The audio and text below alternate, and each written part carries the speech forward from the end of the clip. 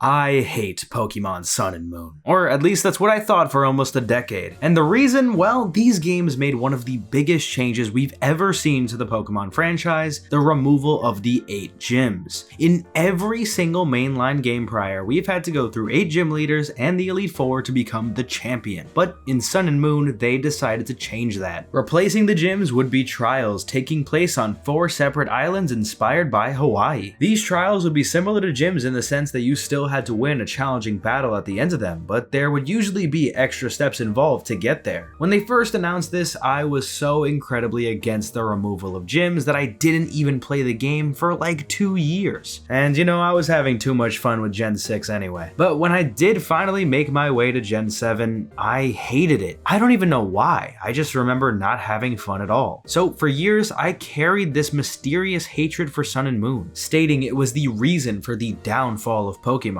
But almost a decade later, I decided to play through all of the Pokemon games again, and well, here we are. This time, I decided to go through Ultra Sun instead of the originals because there are improvements on them in almost every way. And so, without further ado, it's time to find out whether or not Pokemon Ultra Sun and Moon are actually good. The game begins with a Zoom call from the professor of the Alola region. He shows us what the region looks like and explains that there are a lot of Pokemon here just like any other region. We then get to pick our gender and name. I'm gonna go with the female character because I really like the fashion options in this game for the girls. But then we see a cutscene with some girl running away from people. We don't know who these people are. So yeah, anyway, the title card pops up and we finally see our house in Alola. Apparently, we moved here with our mom and Meowth from the Kanto region, which is a pretty cool backstory. Anyway, we leave the house and try to make our way to Iki Town. However, we are attacked by a Rockruff, but it's okay because the starters of the Alola region come to save us. We then meet Professor Kukui, or Kukui? I don't know how to say this name. This is gonna be a consistent theme throughout this video. But he basically tells us that we can keep one of these Pokemon, and we go with, of course, Litten, because Incineroar is the GOAT. Although I will say the other starters are very, very good in Alola. This might be my favorite generation of starters, actually. But we go on ahead and meet Hau, who apparently is also starting his journey as a Pokemon trainer, and he picks Rowlet. After a little battle, we make our way to the town and go up to the Mahalo Trail. Here, we see the girl from the start of the game cutscene, and follow her up to this bridge. She has this Pokemon that we've never seen before, and it gets attacked by some Spearow. She's not a trainer, so she asks us to help her. So we try to battle a Spearow, but there's just too many of them. So this little creature decides to explode everything around it, including the bridge, and we fall to our doom, except the guardian deity Tapu Koko saves us from our fall. The girl introduces herself as Lily and explains that this Pokemon Nebby is hers, and I guess not supposed to be known about. She also gives us this stone that says belongs to us, but I mean, I've never seen that before. I don't know what she's talking about. Anyway, we make our way down the mountain, explain the situation to the professor, and meet the kahuna of this island, Hala. Oh, and a kahuna is basically just the leader of an island, and they're chosen by the guardian deities, which in this case is Tapu Koko. We also learn that Lily is the professor's assistant, and we get our Pokédex. That's pretty much all we need to do here though, so we go back home, and then we begin the very, very long intro sequence of the game. So almost 30 minutes into the game, we're finally starting to catch Pokemon, and on the first route, we find a Pichu, which is a very rare encounter, and I got it on like my 3rd encounter, which is crazy. Additionally, we learn of a new concept called regional forms. This is when a Pokemon has a different type and appearance based on the region that it's in. Alola was the first game to introduce this, and honestly, I still love this. I've actually had a great experience with this game so far. Things are looking bright. But on this route, we meet these weird alien people. I don't really know. They're not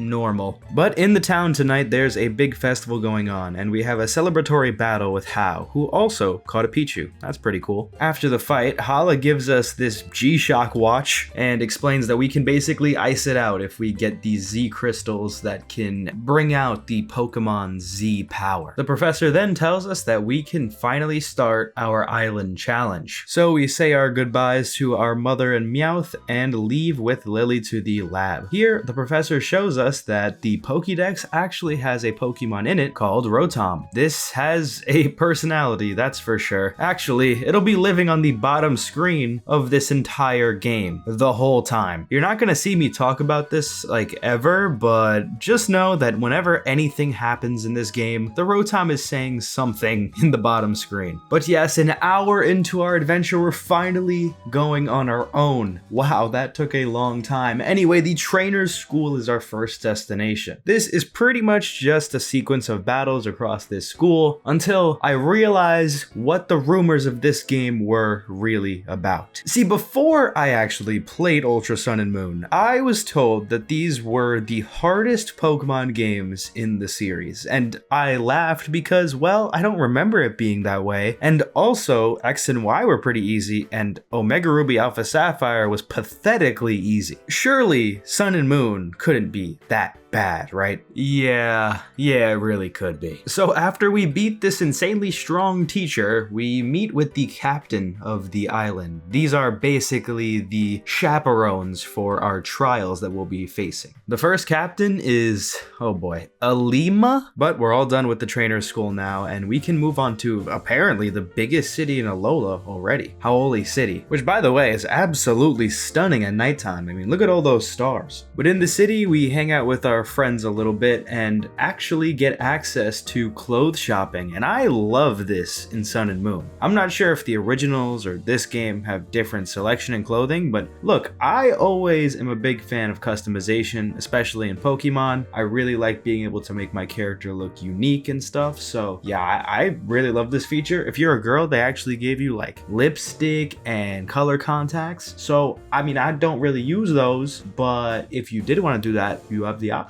Anyway, deeper into the city, we find Team Skull. This is the evil team of the region. After beating them, we meet up with Alima again, and he offers to battle us to see if we're ready for his trial. Now, originally I thought this was the trial because, well, I lost to him. Yeah, no, this is just the warm-up. Anyway, we eventually beat him and then move on to the next route, and there's actually a couple different things for us to do. There's a beach that has some Team Skull fights. There's a cemetery with some more battles and, you know, just cool atmosphere. I always love when a route is more than just point A to point B. Anyway, we eventually reach the trial site, and Alima is here to guide us through it. Now, for this trial, we have to defeat these Yungoos who are hiding in these holes in the cave, but they seem to be quite elusive.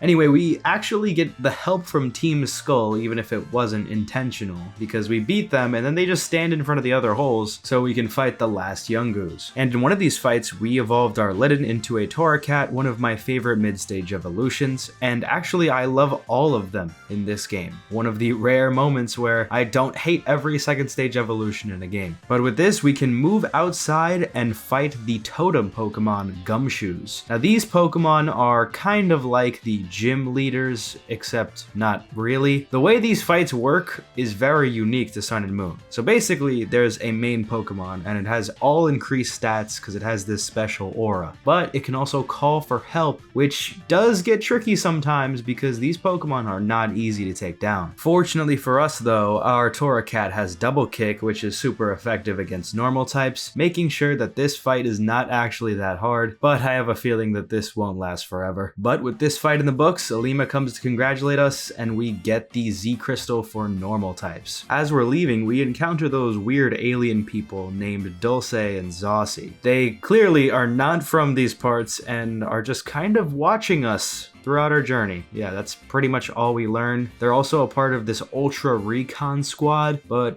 there's not really any explanation as to what they do. All they seem to be doing right now is looking at the auras of these totem Pokemon and Z crystals. But as we leave, we realize that we need to go find Lily, and eventually we do, but she seems to have lost Nebby somewhere in this route. We go to help find it, and it's actually in this cave here, and the Ultra Recon squad has appeared once again, and we battle them this time. They're not a challenge or anything though. They explain a little bit more about their plan, objective, what they want to do. I actually don't really know. But we get Nebby back to Lily, and Hao comes to challenge us to a battle. It's pretty much the same fight as last time, except now he has a Noibat, but that doesn't really add too much challenge for us. Anyway, we can go back and actually fight the Kahuna of the island, because that's what you have to do when you complete the trials. Usually there would be more than just one, but I guess they only had one trial on this island. Anyway, we fight the Kahuna. He's not too bad, and we beat him on our first try. Yeah, if only that actually happened. Bro, I don't know. Every fight in this game, I feel like I've just struggled. Yeah, it's living up to the title of being the hardest Pokemon game for sure. But we beat him eventually and complete the grand trial of the island and get the Fighting Z Crystal. We also get introduced to one of the best mechanics introduced into Pokemon, Ride Pokemon. Now these Pokemon are going to replace HMs entirely, and this is absolutely necessary, and I really wonder why they chose this game to be the one that replaces HMs. Anyway, the first one we get is Tauros, and this replaces Rock Smash, but it also lets us get around a little bit faster, with the downside that we have to listen to this trash music. Oh, and I haven't even mentioned the music so far in this game. I remember for the past decade, I've said that Pokemon Sun and Moon's music is not that good, but maybe I was playing the game with my 3DS muted, because, I mean, have you listened to the music I've been playing in the background of this video? This game has a very good soundtrack so far. I just don't like the riding theme at all. It's really annoying. But now we can leave Melemele Island and talk to Lily, who asks us to join us on our adventure because although she's not a trainer, she wants to help get Nebby, or Cosmog is the name of the Pokemon, back to its home, which is apparently really far away from here. So we say yes, so we'll be seeing her on Akala Island, which is our next destination. On our way to leave, we find Black Oak. I guess this is kind of like a play that this is a regional variant of Oak. In all seriousness, this is just Professor Oak's cousin who lives in Alola, but truthfully, he's not that important to the journey, so I mean, yeah. So this segment is really cool. We get to surf on this Mantine, and honestly, this looks and feels really cool. I mean, at the end of the day, it's just a mini game, and they could have just sent us to the next island on a boat, but I think this is pretty sick anyway. So Hao and I make it to the island with Mantine surfing, and everyone else gets to take a boat. Honestly, I don't know who got it better. Anyway, the trial captain Malo and the Kahuna Olivia greet us, and they seem to be pretty nice people. But this is Heihei City, and there's actually not that much for us to do here, so we can just move on to the next town called Panolia. Now here we find Hao, and he challenges us to a battle where he has actually changed up his team quite a bit. His Pichu evolved into a Pikachu, his Rowlet evolved into a Dartrix, and he even has an Eevee now too. Fortunately for us, we still didn't lose to him, but I mean, you know what? Maybe he'll be a good trainer one day, because he's got a great setup right now. Around the block, we actually see Malo, and apparently she's some sort of rancher, and she explains to us that the Moo Moo milk from Panolia Ranch is the best. It's so rich and creamy when you use it in white sauce and other things. Anyway, we get a new ride Pokemon, Stoutland. This guy can smell stuff. Yeah, I actually don't know how to use him. You will not be seeing Stoutland much at all in this playthrough, I'm sorry. Up ahead, we encounter a new Team Skull member, Gladion. Wait, is it Gladion? Well, this guy definitely seems to be unique, and he also uses pretty cool Pokemon like Zorua and Type Null. We do end up beating him though, and some Team Skull members come and kinda just tear him down. I mean, they call him homeless. They said he's not really a part of Team Skull. He's just hired for some extra muscle. Like, damn, they really tore into this guy. But up ahead, we meet Lana, and she is the next trial captain. In this trial, we have to use Lapras as a ride Pokemon to swim across this water and try to get some Pokemon to draw out the totem Pokemon. This is much easier said than done. Now, there are some fights here in the water, and these are actually pretty hard, but this is nothing compared to what we're going to experience a little bit later. Now, you don't have to defeat every Pokemon here to make it to the totem, but let's just say, if you can't beat these little fights here, you don't have a chance against the totem Pokemon. This level 20 Araquanid took so long to grind up for, because I didn't really have much of a team, and my type advantages were, well, not great. This little section of clips you're seeing in this video is only a fraction of the pain I had to go through. This is the hardest Pokemon game I have ever played.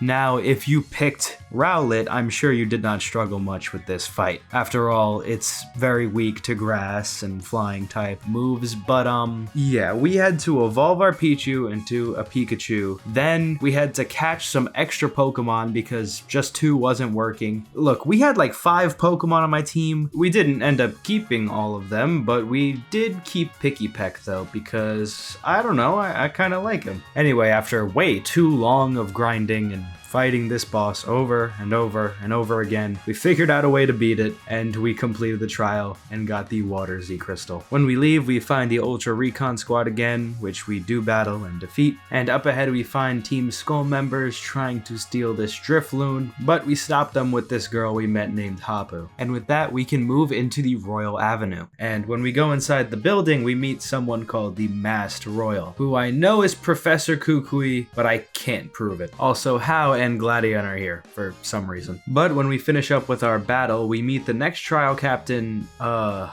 boy, Kiawe? That's gotta be right. And he basically just says to meet us on the next route and bring our strongest team. So that's exactly what we do. We end up climbing this volcano thing and then meeting Kiawe on the top. For our trial, we have to play a little game where we have to identify the difference between these Alolan Marowak's dance moves. After we get through these Marowak, we have to fight this hiker guy who's, I guess, Kiawe's assistant or something? I don't know, he just kind of hangs around here. And then finally, we fight the totem Pokemon, Bigger Marowak. And despite us losing to most bosses the first time, we actually beat this in one shot, so that's pretty cool. After the fight, Kiawe gives us the Z power for fire type moves and gives us Charizard as a ride Pokemon, replacing HM Fly. After going down the mountain, we find the Ultra Recon Squad again, and they ask us if we're fully able to control Aura. Obviously, we know we can, so we say yes, and they tell us that they are from a world that I guess used to have a lot of light in it, but now it's dark. I don't really know what they're talking about, but they also say they're gonna get help from a scientist who's well educated in the ways of Pokemon, and then they leave. Up ahead, we meet an Alolan Vulpix who is under the care of these people here, and I knew from this moment I wanted an Alolan Vulpix, but we can't get one right now, so just keep that in mind. But up ahead, we meet Colress from Black and White 2. That is a throwback. And just like his first appearance, he says a lot of words that don't really mean anything. But after him, we see Hao, and he tells us about something called the Festival Plaza, which is like the communications features area of the game. I'm playing this on emulator. I can't really get much use out of this, so I won't be talking about it. If this was a cool thing in 2016 or whenever this game came out, let me know, because I can't use this. After this, we meet up with Gladion. Actually, no we don't. He tells us to get out of his hotel room. That's all he says, literally. Outside, we see this golfer guy who explains that just getting the ball in the hole is fun because it's so difficult. And then we see another golfer taking practice shots in a parking lot, and she says that the swing is all in the hips. I'll put my hips into it when I take you on. Let's just go to the next trial site. Alright, here in the lush jungle, we meet up with Mallow, and her trial is pretty simple. All we have to do is collect some ingredients to make a soup and then draw out the totem Pokemon. After getting the ingredients and looking at some Sudowoodos, we eventually lure out Lurantis with this strange soup Mallow made. This fight is not hard at all. In fact, we one-shot it when using a Z move for the first time. Oh, and the other captains are here as well, except one part they were talking about how good of a trainer we were, and Kiawe said, oh, his Marowak didn't stand a chance, which was true. And then Lana was like, oh yeah, neither did the Araquanid. Buddy,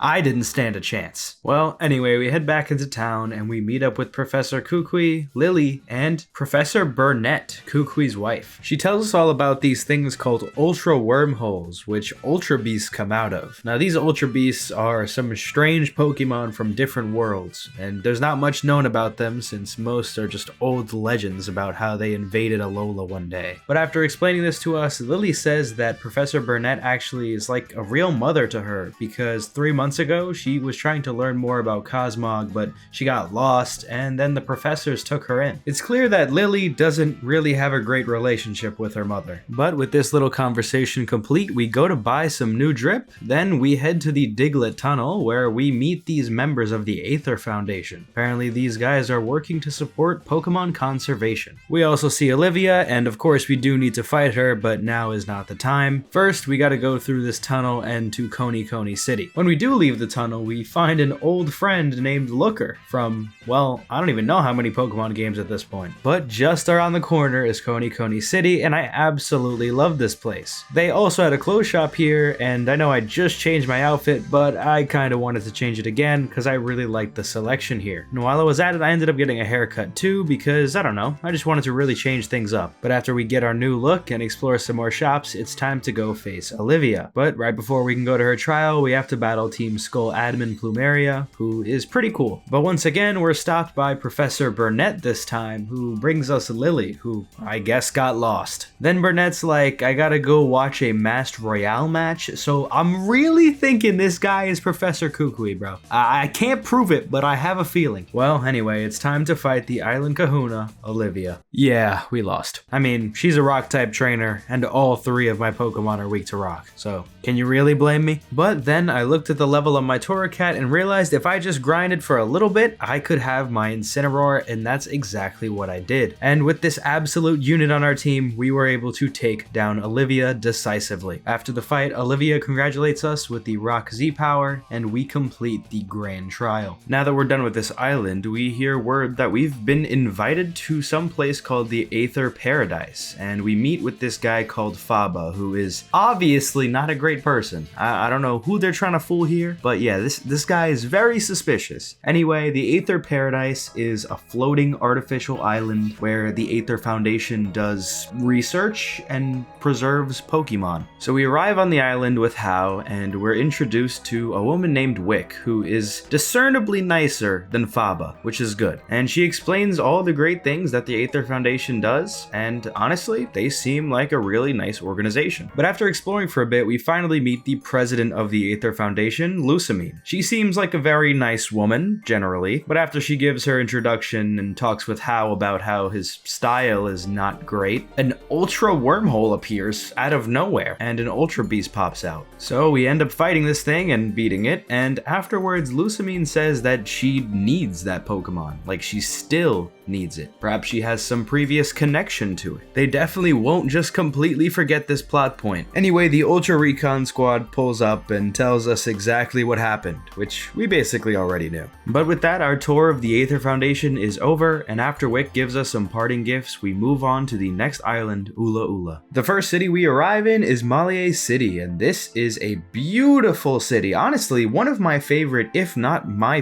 favorite, in Pokemon. Not to mention the music is so good. When we arrive though, Hau wants to have a little battle, and he still has a Dartrix, but at least he evolved his Eevee into a Vaporeon. He also got himself an Alolan Raichu finally, after evolving his Pikachu. I think we're gonna get ours very soon as well. And finally, he has a Tauros now. I don't know why he chose a Tauros, but I mean, still pretty good of a Pokemon. Much like every other battle, we don't really struggle too much and defeat him on our first try. Now we gotta head to the Malie Garden to tell the professor what happened at the Aether Foundation. Oh, and while we were here, our Trumbeak evolved into a Toucannon, and this is one of my favorite bird Pokemon in the games. Outside, we meet up with Lily once again, and she asks us how the president of the Aether Foundation was, kinda suspicious. But she asked us to take her to the ruins here on Ula Ula Island, and I mean, yeah, we're gonna do that, but first, there's a lot to do in this city. We check out the clothes store, check out a restaurant, and there's actually a Cantonian gym here, which is strangely similar to Surge's gym from Vermilion City. I'm not gonna lie, this is like the biggest tourist trap ever. You gotta pay $1,000 to get in here, and you don't really get much for beating the gym in the first place. And the last thing for us to do in this city is check out this library with Lily. Apparently she wants to read some super old book. Also, Black Oak is here. While Lily is looking for a very important book to her, this girl named Acerola pulls up and shows her the book, and apparently she's some sort of princess? I mean, not anymore, but her dad used to be the ruler of Alola, which is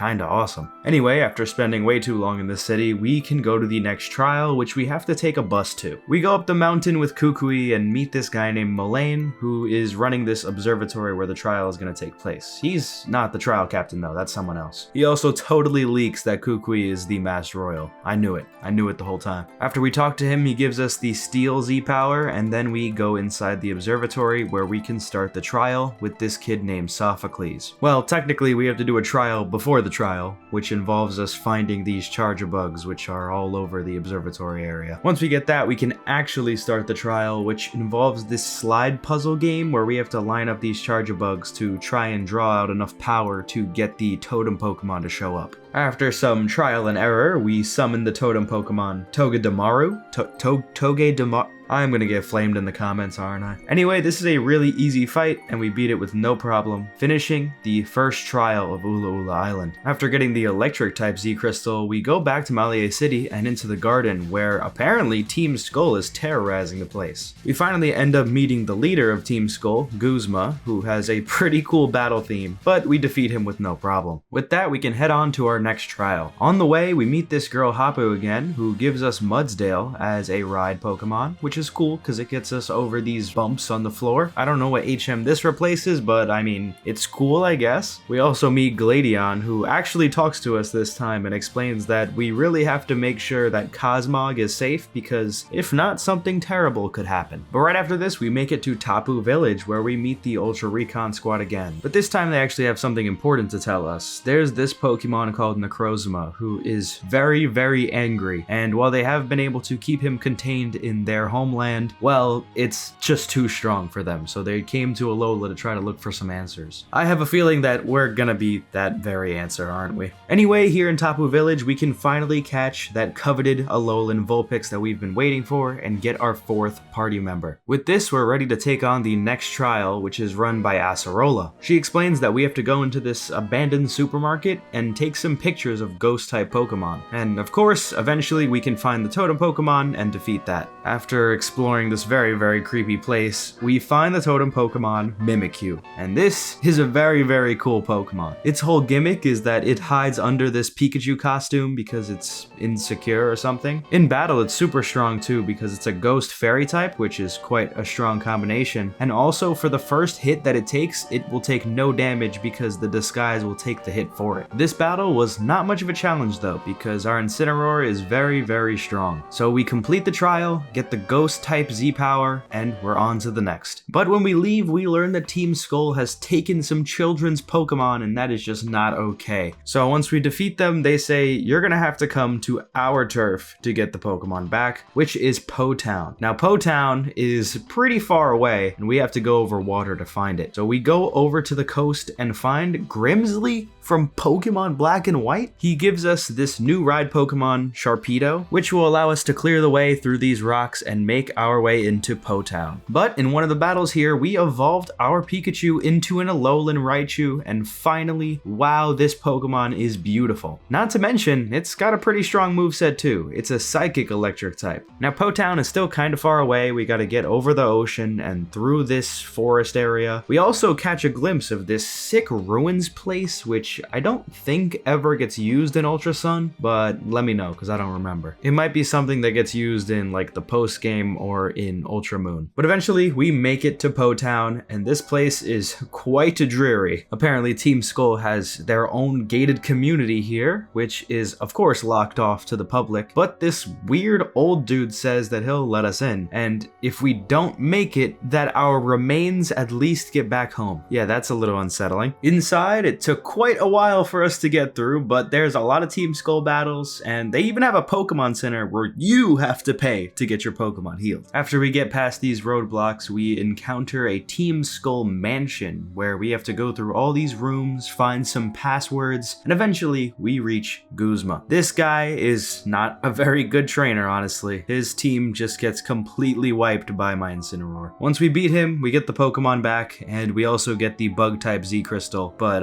yeah, we're never gonna use that. When we leave the mansion, we see this old dude come out and heal our Pokemon and send us on our way, but not before Acerola pulls up and says that this guy's name is Nanu and her uncle. Apparently this guy just keeps watch over Team Skull. But with that done, we can go back to the Aether House, and unfortunately Lily and Cosmog were kidnapped by Team Skull while we were gone. Gladion hears about this and seems very upset, and also reveals that he knows who Lily is. He takes out his anger on us in a battle, and obviously he wants to help Lily and Cosmog, so he invites us to go save them. But right as we're about to leave, we get stopped by Nanu, and he reveals that he's the island kahuna, so he asks us to battle him, and that we do. Fortunately, his team is not that great, and we complete the grand trial, getting the dark type Z crystal. And with that, we head to the Aether Foundation to save Lily. This time around, the Aether Foundation is anything but nice to us, and they will battle us at every turn. As we explore the place, we learn that the Aether Foundation is not as nice as they let on, and they do a lot of experimenting in their basement. Even Type Null, the Pokemon that Gladion uses, is not a normal Pokemon, and it was genetically created to fight Ultra Beasts. And while we're down here, our Vulpix evolves into a Alolan Ninetales, so we are looking very strong at this point in the game. Our next objective is to find Lily and Cosmog, but it seems that everyone in the Aether Foundation is against us, so we have to fight against Faba, then we have to fight against a bunch of Team Skull guys, including Guzma, then we have to fight the Ultra Recon Squad, and finally we reach Lusamine. We find her having an argument with Lily, and apparently she's Lily's mother, which is honestly pretty predictable since she didn't seem to like her that much. Lusamine then moves up to her room where we follow her, and Gladion appears, also making it clear that he is her son. Again, not really that hard to guess based on, you know, how he looks. But we get a big lore drop here, and apparently the reason why Lusamine is so obsessed with Ultra Beasts and wormholes is because she wants to save the world or something. And the reason she feels that way is because her husband, and Lily and Gladion's father, was taken in and apparently killed by an Ultra wormhole. So the reason that she wants Cosmog is because it has the power to create these wormholes. And well, she's successful in her plan. She opens up a wormhole, but before she goes in, she decides to battle us. And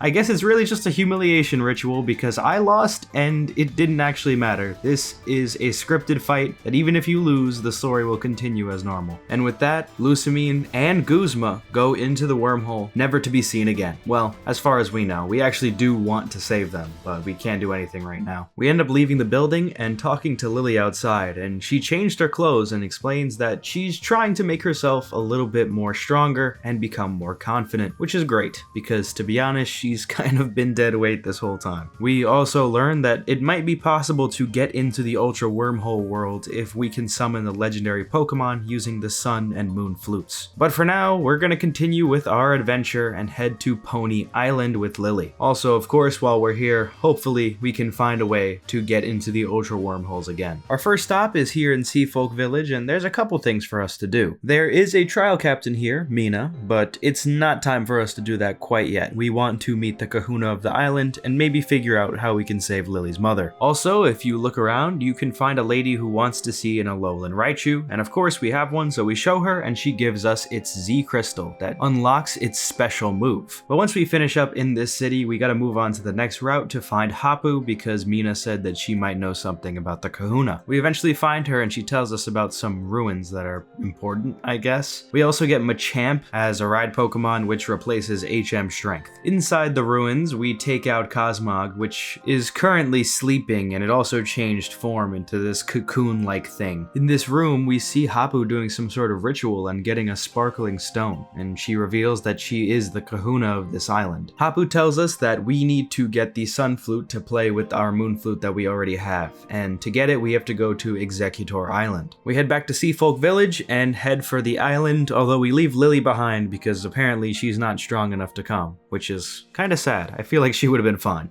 There isn't really much to do on this island. We just see some Alolan Exeggutors, which do look kinda funny, and then we get the Sun Flute and then come back. When we get back, we learn that in order to use these flutes, we have to play them at an altar which is deep in the vast Pony Canyon. So we head there and we encounter some Team Skull members, we beat them, and we get the Poison Z Crystal. This canyon is quite the elaborate dungeon, and while it's not a victory road per se, it definitely feels like one. About halfway through, Lily makes her way with us, and finds herself having to cross this very dangerous bridge, not dissimilar to the one that we almost died on earlier in the game. Regardless, there are a lot of strong trainers in this dungeon, and I had a lot of grinding to do. But we make it to the end, and this turns out to be some sort of a trial site. As we go through it, we fight 2 Pokemon, and then eventually we're attacked by the totem Pokemon Kamao. And this thing is a pretty strong Pokemon in general, but we still first tried the boss. It's not like it's much of a challenge at this point. Our team is very strong. When we defeat it, we get the Dragon-type Z Crystal, and we leave the cave. Hapu and Lily catch up to us, and she explains that this trial was the first ever in the Alola region, and she congratulates us. But now we've made it to this altar, and we have to play these flutes to summon the legendary Pokemon, and, well, that's exactly what happens. Playing the flutes allows Nebby to transform into Solgaleo, which is a crazy Pokemon. But before we can do anything with it, we see Guzma fall out of the sky, followed up by Lusamine. And right after that, we see a huge Pokemon come out of the Ultra Wormhole, and this is Necrozma. It ends up fusing with Solgaleo and becoming this insane beast. This causes many Ultra Wormholes to pop up, and Ultra Beasts flow into the Alola region. And so we have a battle with Necrozma, and honestly, it's not very difficult at all. But let's just say this isn't the last we'll see of this Pokemon.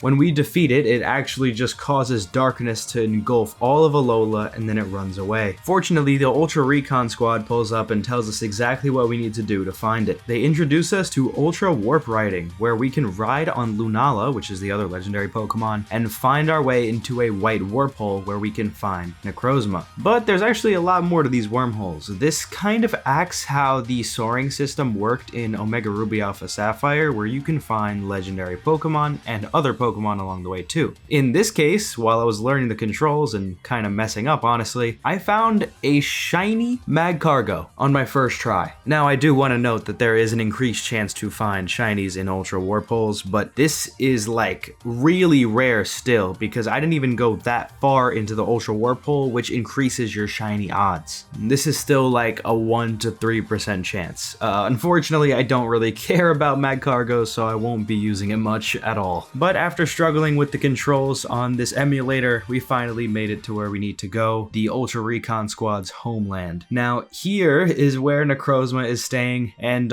let's just say that I had no clue what I was in store for. Now, for a long time, I knew that Ultra Sun and Moon were considered very hard Pokemon games, some people saying the hardest Pokemon games of all time, and I never understood why. I remember when I was a kid, they were pretty hard, but I didn't even remember the game all that well. Well, this is the reason why people remember it so difficult. This fight, out of all the games I've ever played, this is the only time that I've ever considered a boss harder than what I could actually complete. Ultra Necrozma is the hardest boss in Pokemon, hands down. There is no amount of training that I think I could have done within a reasonable amount of time to defeat this monster. It one-shot every single one of my Pokemon without fail. I spent so long trying to figure out how I could beat this thing, but eventually I figured out a way. If I went back and caught a Mimikyu and I taught it Toxic, it could take a hit with its disguise ability and it could get Toxic off on Ultra Necrozma, and I could just whittle it down after a few turns. And so yes, that is what I did. I went to go get a Mimikyu. I also got its exclusive Z Crystal, which you'll see is very, very funny. Then I went back to Necrozma and completed the plan and defeated it successfully. Now, with all that complete, we come back to our homeland in Alola. Now, apparently, Lusamine and Guzma were humbled after their encounter in the Ultra Wormhole, which is kind of funny. And this is the only time that I'm going to reference the original Sun and Moon games from my memory. I might talk about them a little bit later, but I remember there was a whole sequence where Lusamine and Guzma were in the Ultra Wormhole and we had to go in with them, and then Lusamine fused with an Ultra Beast, and then we had to fight her. Like, that whole section was completely cut out, and I'm so upset about that actually. I feel like that was such a major plot point, and to just remove it makes Lusamine's character development feel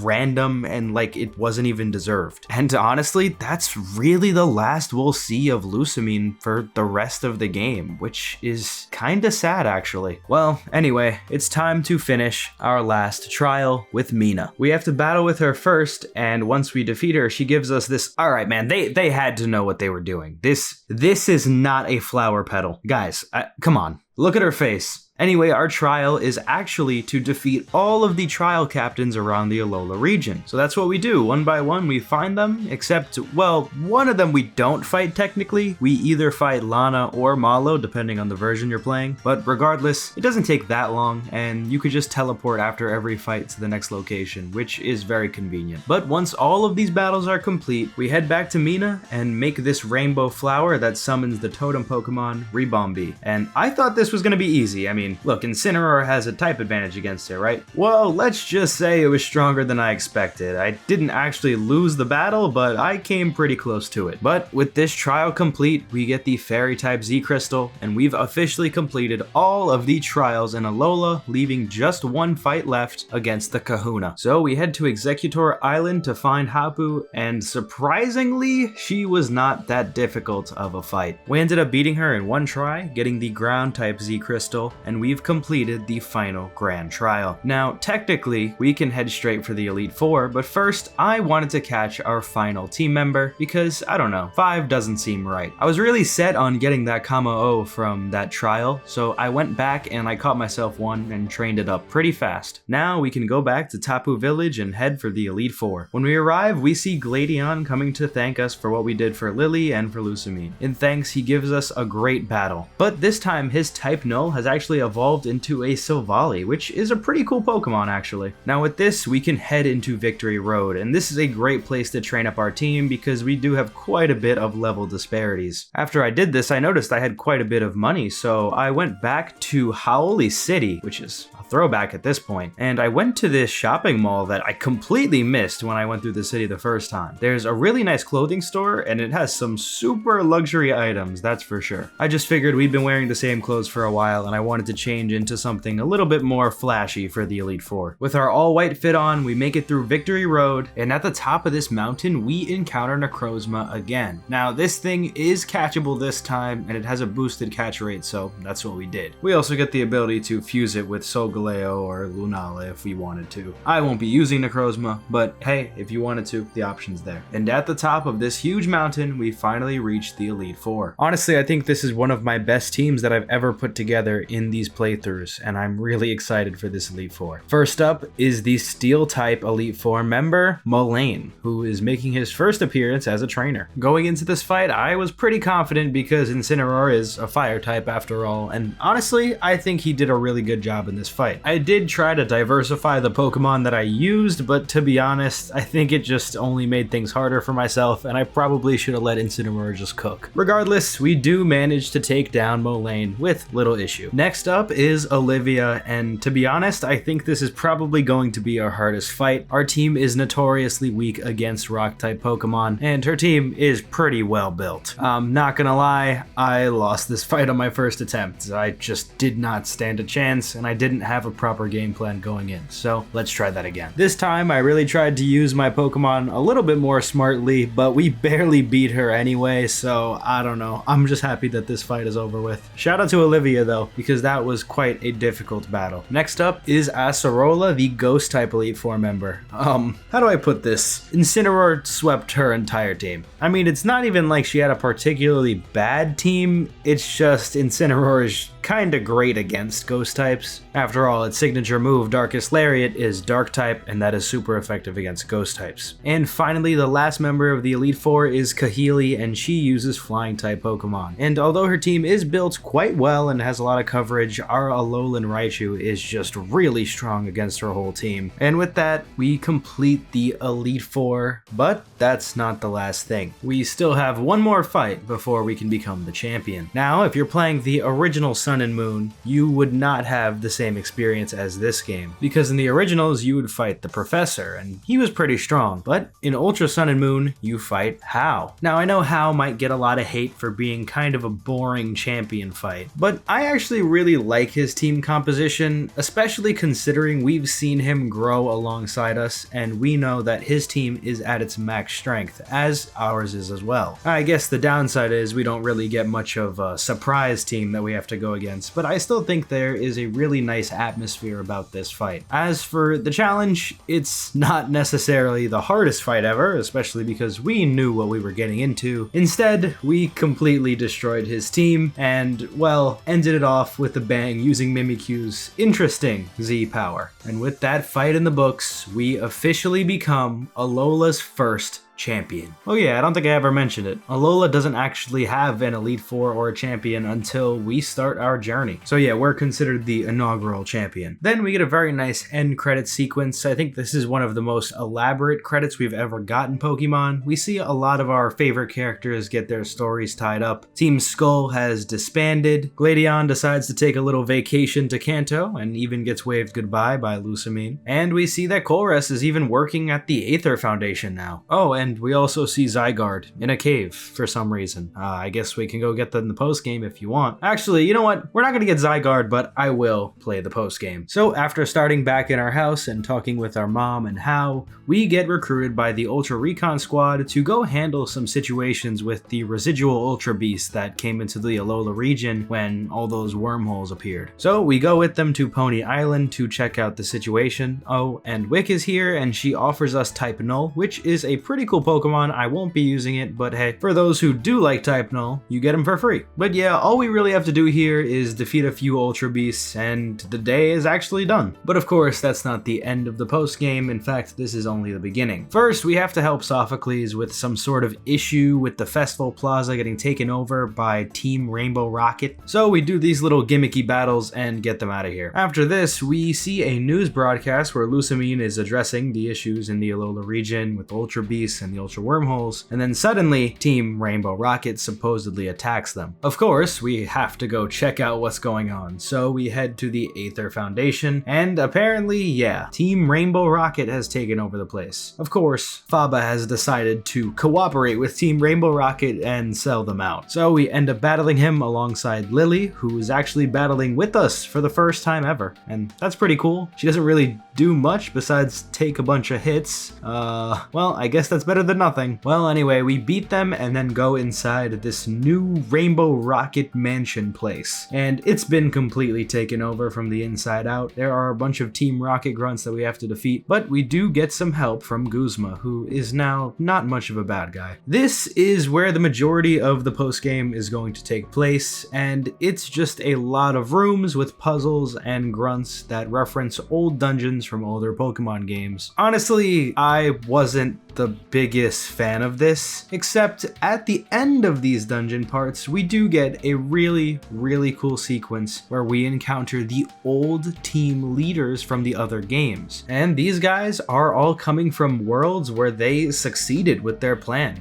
likely because they didn't have someone to stop them. These battles with these leaders are generally very tough because they always have the signature legendary from their game on their team. So Archie has Kyogre, and of course Maxie has Groudon. Deeper in the mansion, we find Cyrus, who uses Dialga, and we even fight Lysander, who has a Mega Gyarados. I didn't even know Mega Evolutions were in this game, so that's pretty cool. And yeah, I'm gonna be honest, I lost a lot to these guys. Like, they are very strong. Fortunately, Mimikyu is the MVP of this post game because it seems whenever I'm in a dire situation, I can use its Z move and make it out pretty fine. Also, Kamo is such a fraud. I don't care how high its stats are, it just sucks. Like, I don't know why. I feel like you have to use this thing with such a specific moveset or else it just sucks. I don't know. Maybe I'm the bad one, but I don't like using it. Once we defeat this group of 4, we actually face Ghetsis, who of course has a very strong team and uses Zekrom, but even if we do beat him, he still threatens Lily's life.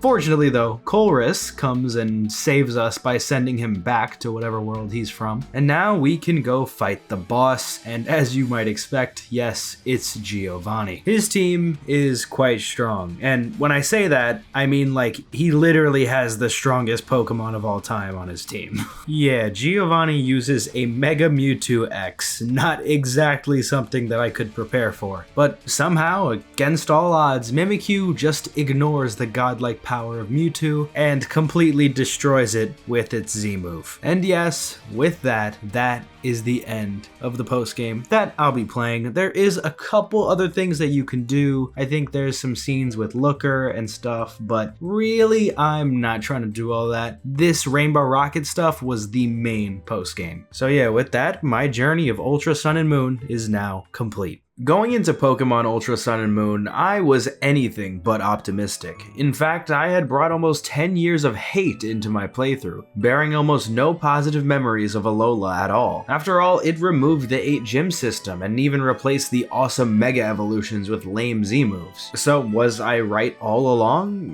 Probably not. I won't lie, these games are far from perfect. The pacing especially is notoriously strange compared to some other entries in the series. This is one of the most dialogue-heavy Pokemon games ever, and you can absolutely feel it. I don't really mind when there's a lot of exposition or anything because I like when Pokemon has a decent story. The main issue I had was the beginning of the game taking about 2 hours to get going. There is no reason why it should take this long for me to be let free to do my own thing. I understand that they wanted to go into depth with certain plot points, but I just don't think it should have taken this long. The other main critique that people have of these games are the very strange decisions made in storytelling, especially comparing them to the original Sun and Moon games. I believe I briefly mentioned this earlier, but there was a whole section of the game cut out with Lusamine merging with an Ultra Beast, and instead of this, we got a bunch of stuff with Necrozma, which I guess was cool, but it really was more impactful and memorable when the climax of the game involved the character that had already built up their story. Instead, Lusamine's character arc is kind of glossed over as she goes into hyperspace with Guzma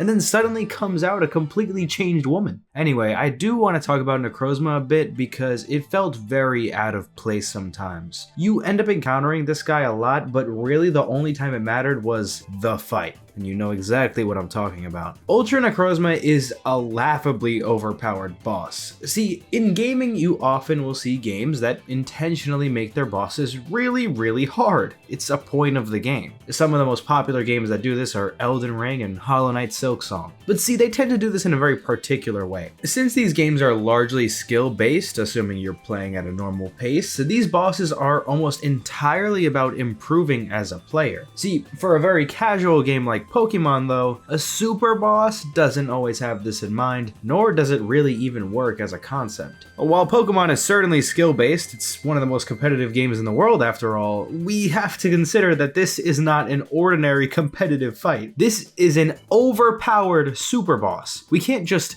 get good, besides maybe training or catching different party members. I thought I was pretty fairly leveled in my fight against Ultra Necrozma, and for every single one of my team members to get one shot like that is simply just bad boss design in my opinion. I literally had to cheese this boss with Mimikyu Toxic in order to win. Now, I want to be clear, I'm just talking about the difficulty of this boss fight, not the entire game. That, on the other hand, is one of my favorite parts about the adventure. Most of the game, with the exception of Ultra Necrozma and maybe the Araquanid fight if you chose Incineroar, is challenging but also well balanced. Alola gives you a very solid selection of Pokemon to use, which is great when it comes to building a team to handle some of these harder fights. I think what makes RPG battles memorable has a lot to do with how much emotional investment we put into them. You don't want these fights to be so easy that you forget them instantly, but you also don't want to make them so unfair that the only reason you remember them is out of dislike for their design. Ultra Sun and Moon has some really memorable fights like the one with Mimikyu in the abandoned supermarket or the dancing Marowak on top of the mountain. It's also pretty funny to see some of the random trainers in the region being genuine threats if you aren't fully paying attention. Coming off the back of two of the easiest Pokemon games in history, this is truly an improvement. Now, I want to talk about the atmosphere of Alola. As you could probably assume, Alola is based on Hawaii. Initially, you might think this would be bland and completely tropical and beachy all around, but that is not actually the case. Due to the unique geolocation and volcanic aspect of the islands, there are a vast amount of climates within them. In the game, we see these various climates implemented all over, with some areas being tropical tropical, yes, but some deserty and even super mountainous. But the land isn't the only thing that's diverse, the people are too. And yes, Alola captures that aspect very well with its vast assortment of different cultures in the cities and even races of people. And of course, the atmosphere wouldn't be complete without the music, which I think is so incredibly underrated. I'm on record for hating so hard on the Sun and Moon soundtrack, and I don't even know why. Tracks like Howley City, Lily's Theme, and Malier City are so relaxing, and I love putting them on in the background while I work. While I will admit, the battle themes are not as good as previous games, in fact, I'd actually say these are some of the worst, there are still some really good tracks like Gladion's theme. Oh, and for the post-game stuff, it is a bit of a Spider-Man No Way Home fan service nostalgia farming situation, but I think it's fine. The Rainbow Rocket stuff isn't the only part of the post-game, and I'm sure you could put hours exploring for shinies and Ultra Beasts in the Ultra Wormholes anyway. But I don't know about the original Sun and Moon games, that might be a valid criticism. So yeah, as you can see, I really only have positive things to say about the majority of this game. It may have removed the 8 gyms and Mega Evolution as the main battle gimmick of the game, and yeah, the pacing is kinda bad at times. But this is one of the most fun experiences I've had playing Pokemon ever. So is Pokemon Ultra Sun and Moon actually good? Yes. I think this is one of the most complete experiences in modern Pokemon. I don't think that this was some big step in the wrong direction like I thought it was. So with this game complete, the 3DS era of Pokemon is finished, and I think it went out with a bang. I know this era of Pokemon is super divisive because one group hates how it changed so much about the original formula, but another really loves it for how innovative it was. While the 3DS games are certainly not my favorites, I'd be lying if I said they weren't still super fun. Thank you so much for watching.